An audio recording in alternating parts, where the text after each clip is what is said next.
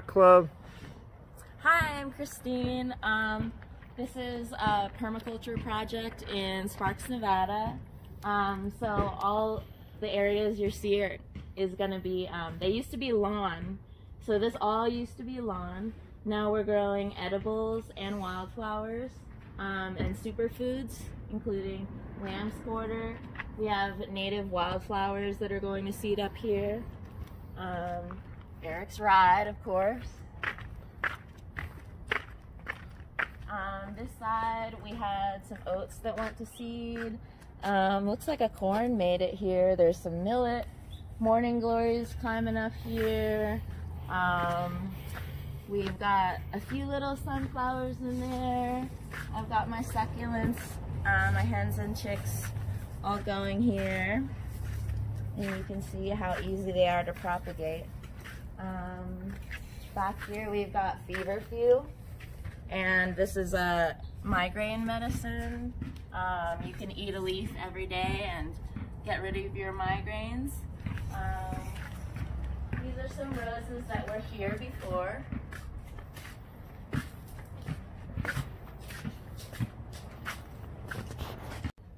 So we're here in the backyard. We've got a little climbing project here on the trellis with morning glories, trumpet vine. This is echinacea, purple coneflower right here. It's going to give us seeds pretty soon.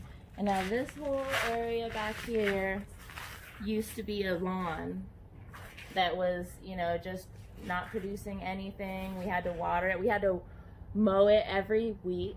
And now it's producing lots and lots of things, as you can see. So we've got some clover as a cover crop. There's lots of flaxseed coming, which is a superfood. And then we just have the wildflowers kind of growing interspersed. We've got some wild lettuce, which is another weed that people don't like, but we like our weeds here and we recognize their edible and medicinal value as much as possible. And then the roses the beautiful roses that were existing are still here. There's a pond right there, and that's a chorus calamus. Backyard, to the blind eye, you just see an overgrown mess, but there's a lot of beauty back here. You know? There's a lot of usefulness too. And a lot of usefulness. So this is we've got clover, and this is a cover crop and a nitrogen fixer. This was all originally a lawn, and over the years it's evolved, and we were gone for 2 years, so when we got back it was bare soil. So we've got this clover growing in, and we can chop and drop and increase the nitrogen in the soil. And then we've just got wildflowers for beauty and for bees all over. There's some morning glories up here with the cosmos. And this project is called Wild Wanderers because we are nomadic and we spend the spring and fall here typically. And my mom co-manages it with us, so we let it grow wild a lot, and we like our wild edibles. This is actually wild lettuce, and it has it's related to opium, and it's edible and medicinal. And then all of this is flaxseed, which is a superfood. So I'm going to be harvesting that in a little while. We've got lamb's quarter, all this red stuff going to seed, and that's also a superfood. You can eat the leaves, as well as these seeds. We're going to grind those down into bread later on.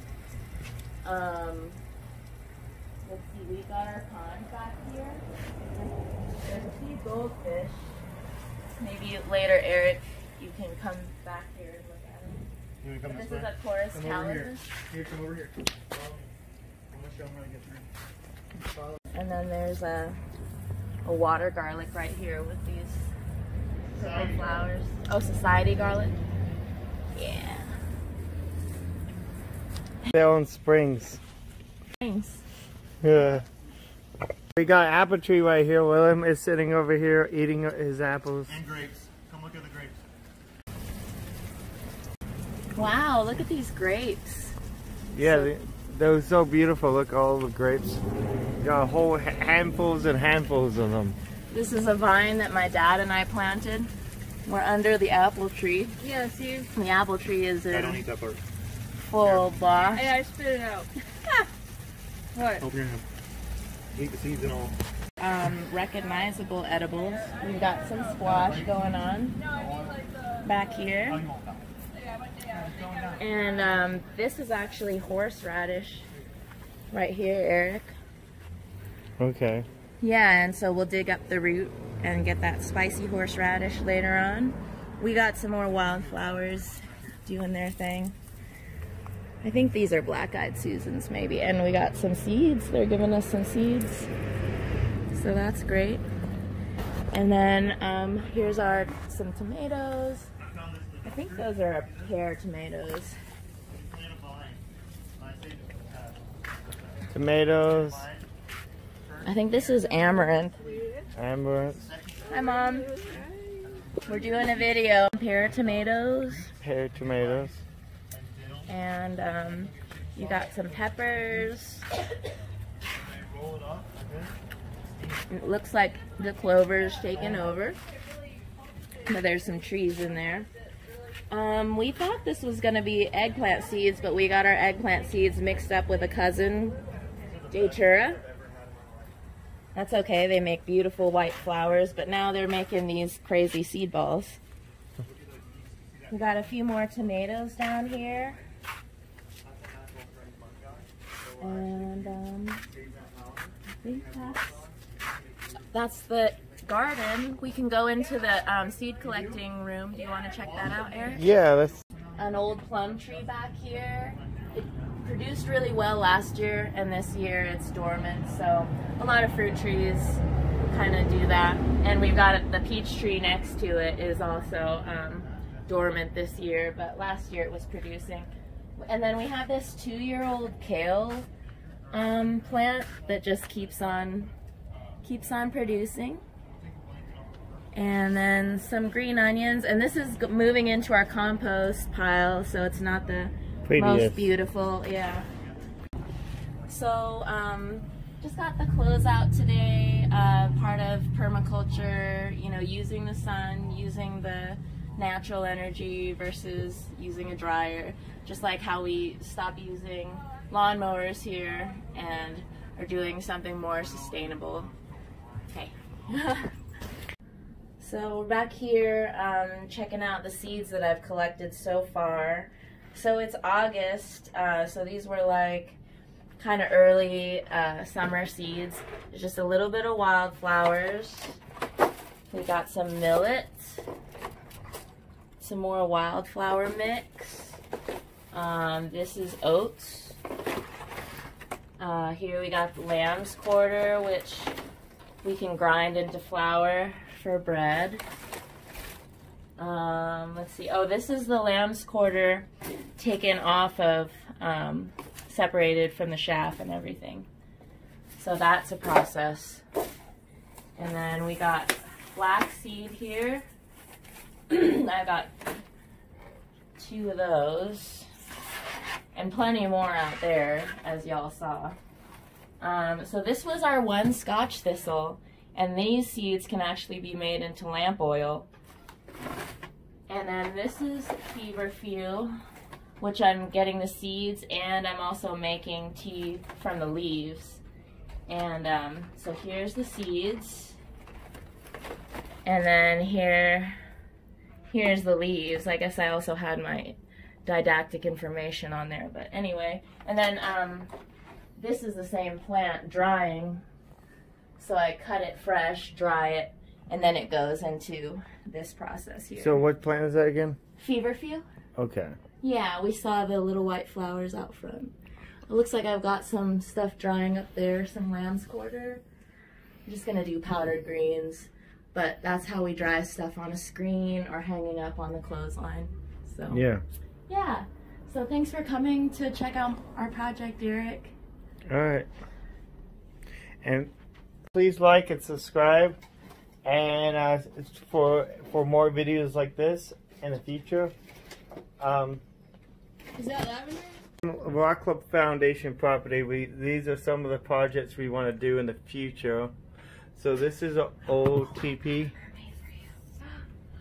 An old vintage children's book, but these are the houses that I'd like to build. So it's a teepee. You can see she's crawling underground to get there, and then a tree house, and then this one's kind of like an underground bunker, I guess. See the ladder going down. Okay. Yeah. Dreams. Dream board. The sea halves. Hey, this is a didactic sign about food forest. It's basically a forest that produces food and habitat and acts like a natural woodland. So what you would do is start with your tall trees, like full-sized fruit, nut, or other useful trees, and then you do a lower tree layer. You can put dwarf fruit and nut trees or low-growing nitrogen fixtures. Then you would do your shrub layer below that, flowering, fruiting, and wildlife attracting shrubs. And then from there you can do your herbaceous layer, vegetables, flowers, herbs, cover crops, other soil building type plants, and then ground cover like the clover that we have outside, low, ground hugging, and they offer food and habitat. And then below all that is going to be the roots. So the benefits of a food forest is that it's ever evolving. First, it's going to be that most of the plants are in full sun, but years later, only the upper layers will actually be in full sun. So it's going to provide shade. It's going to provide more mild microclimates and produce more evenly moist, self-regulating soil. And then all of the mulch from the different trees provides natural fertilizer from the soil, or from the leaves falling and turning into soil. So just mimicking the forest in your garden, I mean, it's a smart thing to do. Okay. Just a little art piece that was co-painted by my nephews and me and William. So we all put a little piece on there. So me and Christine and William back there, we all have a dream to build a school one day. That's what I was trying to do in Detroit, but failed. But we are working on maybe building a new space either out here in Nevada or California, Arizona maybe area, and trying to build like a permaculture, YouTube, artist collective of education. And William and Christina's going to be teachers, right? I'm Christine, he's William. Yeah, and I always mispronounce it's people's okay. names. And yeah, so, and that's been our dream for a long time. I've known William for since high school, for almost 20 years now, and Christina, I know you for as long as about 5 years now. Mm-hmm. And so, and they're great, beautiful people. They want to make the world a better place the same as I do.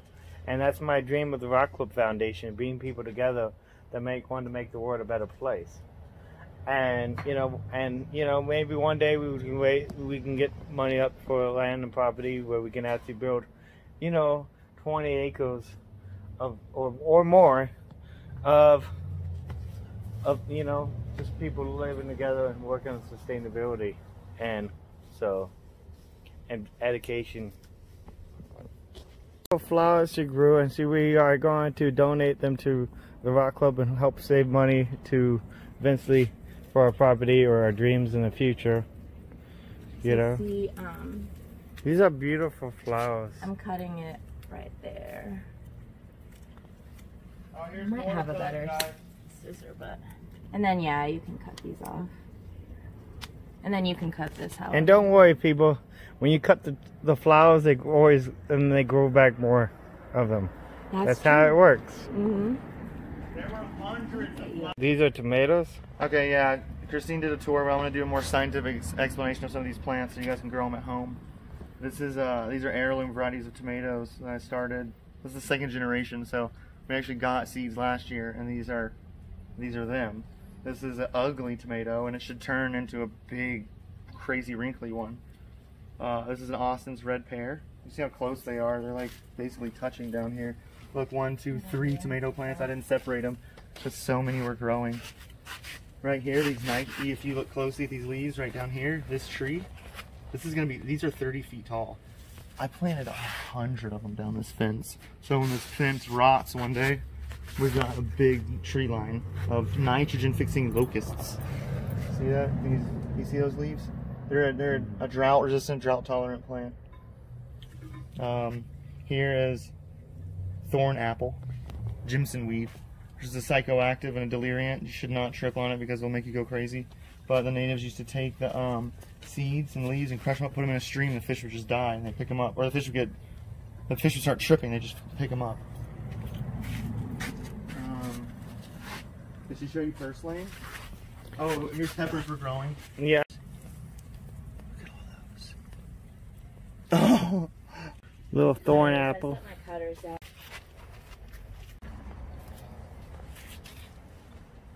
You know, one thing is that they are, you know, they're not here all the time. They are travelers, right? He come here every, you know, once a month to check on the garden and do things. So that's, if they was here every day, this garden would look so much better. But, you know, we do like to encourage wildness here, and that challenge of being a nomad. You know, we've had to let the plants be as wild as we are, and appreciate some of the wild plants that people call weeds. You know, we've come to recognize their edible and medicinal values. And so, you know, it's not always pretty. Honestly, this is one of the prettiest years we've had because we've had such great wildflowers. But permaculture it's a big experiment, and you know, there's a lot going on here, and we're having a good time. You can cut